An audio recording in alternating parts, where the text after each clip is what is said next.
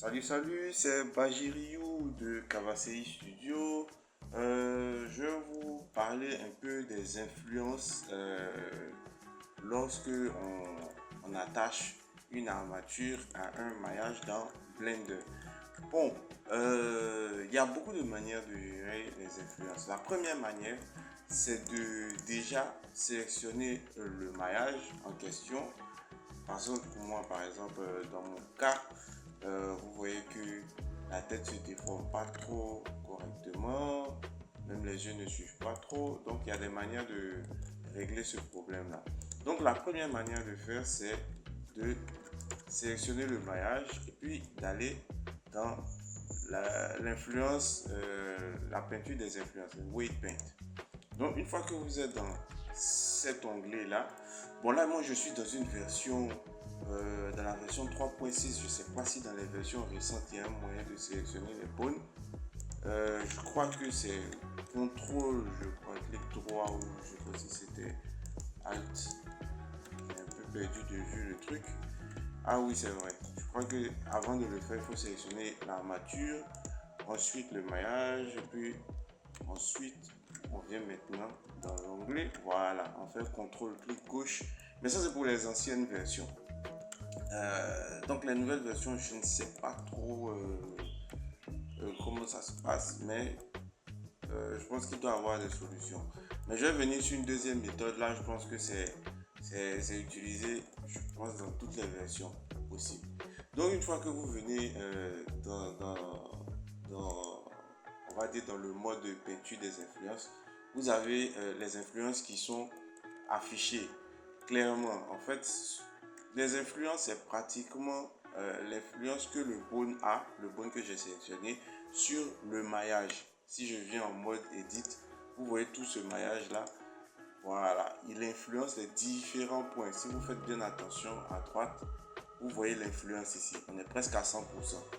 Donc, 100%, mais on va dire ça va de 0 à 1. Donc, si vous voyez une valeur de 0.9, il reste pratiquement 0.0, on va dire, ouais, c'est ça, 0.01 d'influence, peut-être moins.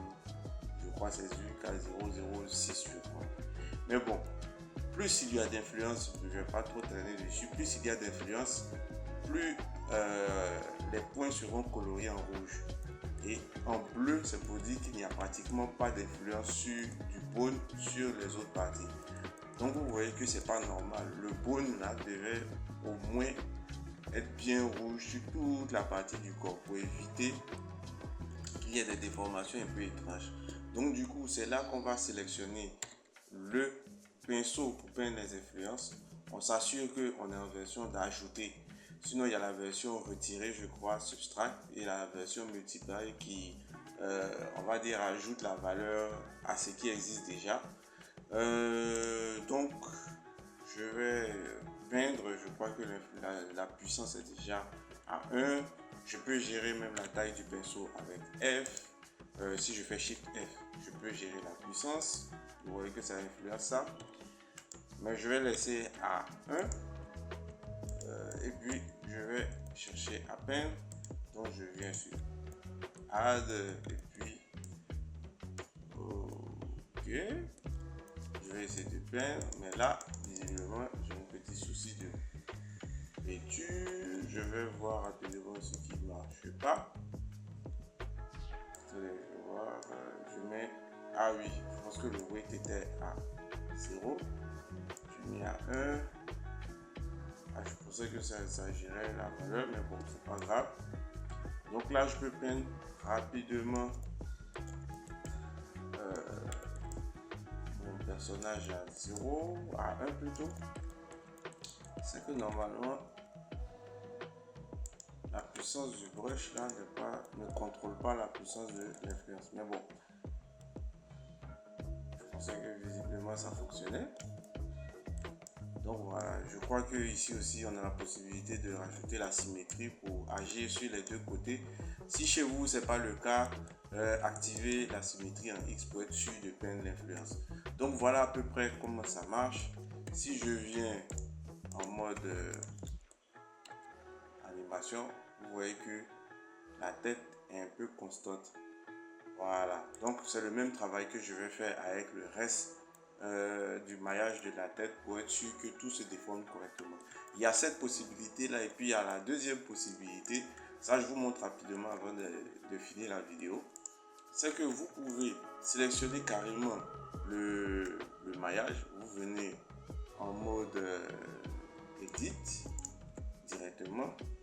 On vient en mode edit. Et là, on a accès aux différentes influences que à travers les groupes. Puisque l'influence ici se fait avec des groupes. C'est-à-dire que si par exemple notre bone ici s'appelle, je crois qu'il s'appelle Spine 6, un truc comme ça. Donc si je tape Spine 6 ici, Spine.006, voilà. C'est-à-dire que il y a des groupes de vertèbres qui ont été créés pour les influences de chaque pôle. Et voilà l'influence qu'il y a sur les différents points.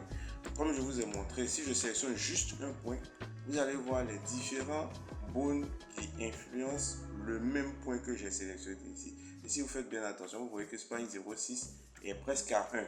Mais il manque encore, il reste un peu de valeur. Je crois qu'il y a Spine 5 aussi qui fait de l'influence, etc., etc. Donc si vous voulez par exemple mettre toute la valeur à 1, donc je serai obligé de sélectionner tous les points qui sont ici. Venir sur le Spine 05 qui est à droite ici. Retirer l'influence. C'est-à-dire que je fais remove carrément. Donc du coup, le Spine 5 n'aura plus d'influence, c'est-à-dire l'influence de ce pôle-là n'aura plus d'effet sur les points qui sont ici. Bon, mais pour être sûr de sélectionner tous les points, je vais activer le X-Remove rapidement. Je remove tout et je prends peut-être le Spine 6. Pas peut-être même je le prends et puis je vais assigner la valeur de 1. Voici la valeur d'influence qui est là. Je mets à 1, je fais assigner. Et là, je suis sûr que même quand je viens en weight paint, vous voyez que la valeur est bien rouge et que j'ai réussi à influencer mon élément. Donc du coup, s'il bouge, vous voyez que ça suit parfaitement. Pour la tête aussi, je dois faire le même travail. Bon, c'est vrai que c'est pas trop net, mais je vais finaliser ça rapidement et puis vous allez voir un peu le résultat. Mais je préfère travailler comme ça avec les groupes parce que c'est beaucoup plus précis. Donc je vais rapidement faire ce travail, je vais passer en mode edit, je vais sélectionner tous les points qui m'intéressent, je vais retirer Spine 5, voilà, je fais remove, je sélectionne Spine 6, je fais assign, si je reviens, voilà, je sélectionne mon pôle, je pense que c'est presque bien. Mais je pense qu'il doit avoir d'autres influences. Voilà, si je sélectionne bien, le Spine 5 est toujours actif. Donc c'est un peu ce jeu là qu'il faut faire pour faire gérer les influences. Bon, je vais essayer d'aller un peu plus vite. Je vais sélectionner tout ça. Je vais enlever le Spine. Bon, je vais laisser les Spine même en entier. Je vais retirer lui. Je vais prendre le 6. Je vais faire un sign dessus. Si je finis, je hide. Je fais la même chose avec la tête. Je sélectionne tout ça. Pour être sûr que c'est bon, je fais remove. Je vais enlever le cadre. Je crois que c'est tout ça même qui fait que pas trop net. Je fais sign. Voilà. Je peux, quand je finis, je le masque. Je peux faire ça aussi avec les yeux. Je sélectionne aussi. J'enlève le 5. J'enlève le 4. J'enlève le 3. Voilà, rapidement, je sign le 9. Le 6 et je pense que c'est bon. Donc voilà, vous avez un peu l'esprit de la chose. Donc c'est tout. Si vous avez aimé la vidéo, n'oubliez pas de liker, partager, de commenter. Je pense que ce sera tout pour aujourd'hui. Ciao, ciao.